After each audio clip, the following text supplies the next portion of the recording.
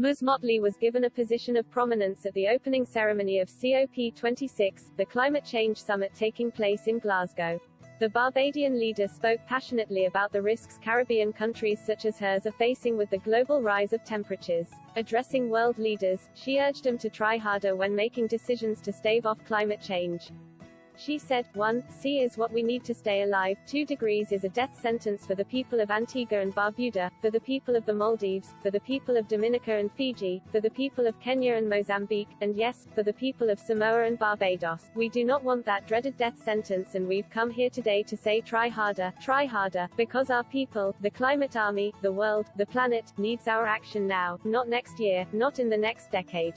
The important position given to Barbados, as one of the countries most at risk of deadly consequences with the rising levels of the oceans, at the opening ceremony may have left Queen proud but heartbroken, knowing soon this country will not be counted among her one overseas realm. Barbadians are preparing to ditch Queen Elizabeth II as their head of state. On November 30, a day also marking Barbados' independence anniversary, the Caribbean country will officially become a republic, but remain within the Commonwealth. The Governor-General of Barbados, Dame Sandra Mason, announced last September the nation's intention to cut all ties with the Crown in the UK and appoint a Barbadian head of state.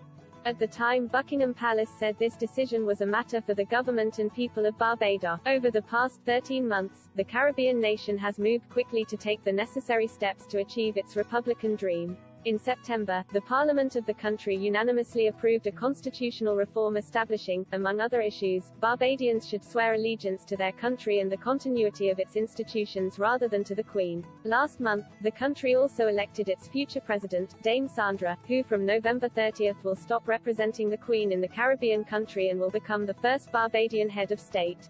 Ms. Mottley spoke shortly after Prime Minister Boris Johnson, who is hosting the summit, Prince Charles and naturalist Sir David Attenborough, the Prince of Wales, who has dedicated the past 5 decades to raising awareness on the risks of climate change, outlined the framework he created earlier this year with his Terracotta Roadmap as a way to fight climate change and the most pressing environmental issues of our time. He concluded his speech with a powerful plea to world leaders, saying, "Your Excellencies, ladies and gentlemen, many of your countries I know are already feeling the devastating impact of climate change, through ever-increasing droughts, mudslides, floods, hurricanes, cyclones and wildfires, as we've just seen on that terrifying film. Any leader who has had to confront such life-threatening challenges knows that the cost of inaction is far greater than the cost of prevention. So, I can only urge you, as the world's decision-makers, to find practical ways of overcoming differences so we can all get down to work, together, to rescue this precious planet and save the threatened future of our young people."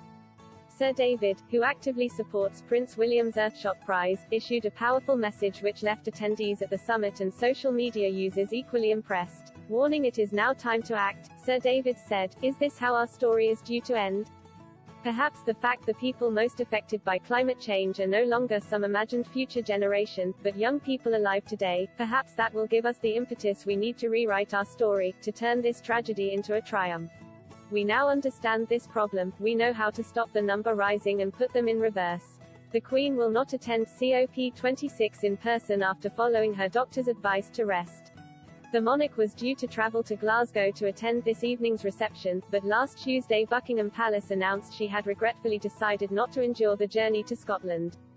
On Friday, the palace issued a new statement saying the sovereign will continue to only carry out light duties and a few virtual audiences for at least the next 2 weeks.